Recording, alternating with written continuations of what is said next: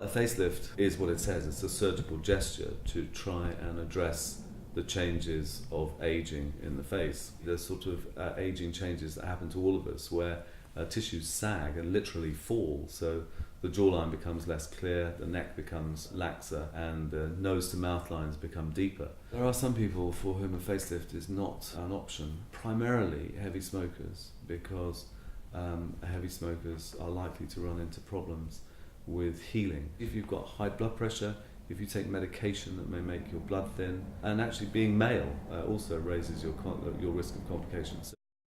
About 5 or 6 years ago I published my own technique of facelift in the American and British journals, and that technique was developed over many years, and the point about it was to try and achieve very natural results. So we wanted patients to look fresh, we wanted them to look rejuvenated, but without any sort of look of having been operated. And I think there's been a general realization by the plastic surgery community that that the sort of rather tight operated look is unwanted and unattractive. Incisions for a facelift have changed over recent years, but there are some that are inevitable, and they're placed in and around the ear, essentially. In front of the ear, they generally no longer are a straight line down the front of the ear, which in the past have been a little more visible. They now tend to follow the contours of the ear and are quite hidden in the front. Increasingly we're using a so-called short scar facelift technique, where the scar is just limited to the crease at the back of the ear, and that does mean that the scars are pretty discreet. A facelift procedure is not the same for men and for women, and I think although many men have very successful facelifts, it is a slightly different road to travel. For one thing, the beard skin is heavier and it's more difficult to drape. Scar placement can be more problematic and has to be adjusted. In addition, it is an unfortunate fact for men that the complication rate is slightly higher.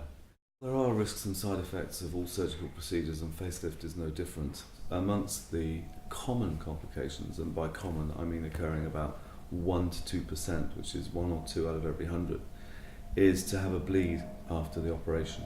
And that's usually very obvious, and it's also something that can be fixed very quickly. I think the thing that patients worry about is nerve damage, and there are two potential types of nerve injury. One is to sensory nerves, which are the feeling nerves. Now, that happens every time you have a facelift, so that the side of the face will feel numb, and that can last for up to 6 months, but it recovers.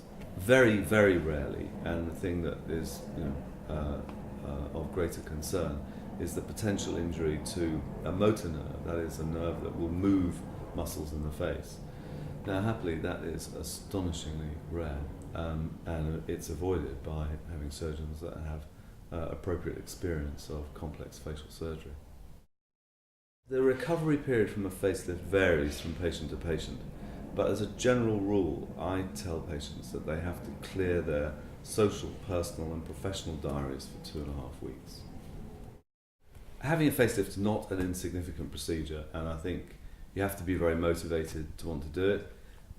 But I think that motivation and that effort of having the procedure is, for the vast majority of patients, very greatly rewarded, in that they feel that they look fresh, they look well. Yes, they look younger, but I think they look better.